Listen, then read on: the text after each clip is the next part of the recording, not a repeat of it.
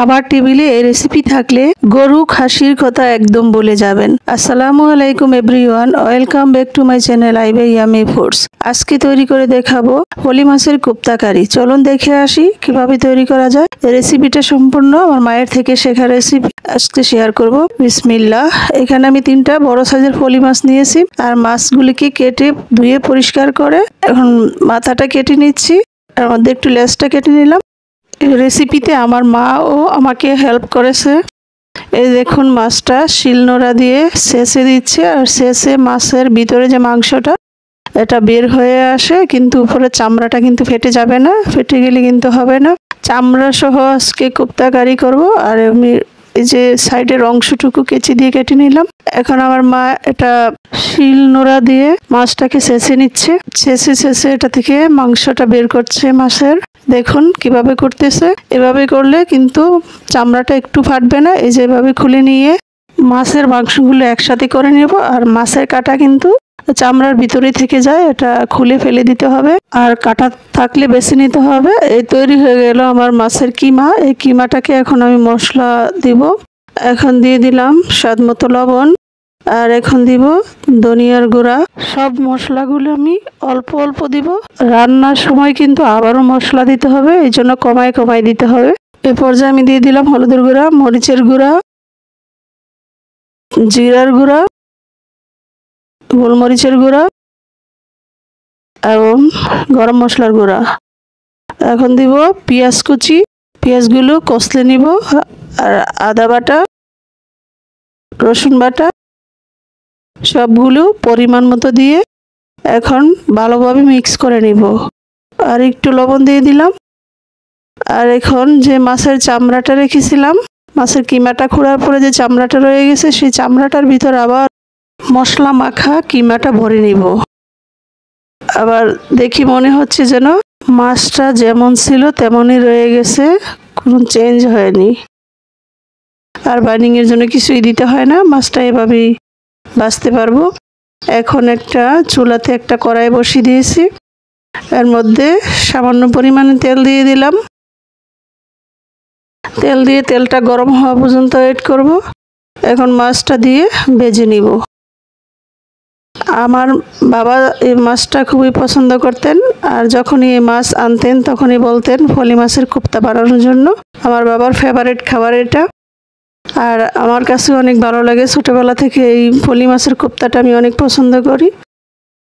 আপনাদের কথা চিন্তা করে রেসিপিটা শেয়ার করলাম। আশা করি সবার ভালো লাগবে। ভালো লাগলে আমার চ্যানেলটিকে সাবস্ক্রাইব করতে ভুলবেন না, এবং লাইক কমেন্ট শেয়ার করবেন, বেশি বেশি করে শেয়ার করবেন ফ্রেন্ডস অ্যান্ড ফ্যামিলির সাথে। আর যদি ফেসবুক থেকে দেখেন পেজটিকে ফলো দিয়ে ভিডিওতে লাইক দিয়ে দিবেন। এই তো এখন মাছটাকে আমি ভেজে উঠিয়ে নিয়েছি। এখন একই কড়াইয়ের মধ্যে আমি সামান্য তেল দিয়ে তেজপাতা দিয়ে দিলাম আর পেঁয়াজ কুচি দিয়ে দিলাম। এখন এটা সফট হয়ে আসা পর্যন্ত ওয়েট করব, নাড়তে থাকবো।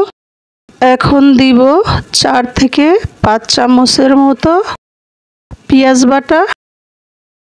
চাইলে পেঁয়াজ কুচি বেশি করে দিতে পারেন। আমি বাটাটাও দিলাম, কুচিও দিলাম। এই পর্যায়ে দিলাম 1 চামচ রসুন বাটা, 1 চামচ আদা বাটা। এখন সবগুলো মিক্স করে নিব। নেড়ে চেড়ে পেঁয়াজ আদা রসুনের কাঁচা গন্ধটা চলে যাওয়া পর্যন্ত নাড়তে থাকবো। এখন দেব স্বাদ মতো লবণ। এখন দেব 1 চামচ হলুদের গুঁড়া, 1 চামচ মরিচের গুঁড়া, 1 চামচ ধনিয়া গুঁড়া এবং 1 চামচ জিরার গুঁড়া। মশলাগুলো দিয়ে এখন নেড়ে চেড়ে কষিয়ে নেব। ভালোভাবে কষানো হলে তরকারির টেস্ট ভালো হবে, তাই ভালোভাবে কষাতে হবে। আর একটু তেল দিয়ে দিলাম, তেলের পরিমাণ অনেক কম হয়েছে, তাই এখন সামান্য একটু পানি দিয়ে মশলাটা ভালোভাবে কষাবো। আর দিয়ে দিলাম এখন দারুচিনি 2 টুকরা, 2টা এলাচ, এগুলি দিয়েও নেড়ে চেড়ে নেব। নেড়ে চেড়ে মশলাটা ভালোভাবে কষাতে হবে। একবার মশলাটা কষানো হয়ে গেছে, আর একবার কষানোর জন্য আরও একটু পানি দিয়ে দিলাম। নেড়ে চেড়ে মশলাটা আরও কষাবো। এখন দিয়ে দিব ভেজে রাখা মাছগুলো, এগুলো টুকরা করে নিয়েছি, কেটে নিয়েছি। এখন মাছগুলো দিয়েও মশলার সাথে ভালোভাবে কষাবো।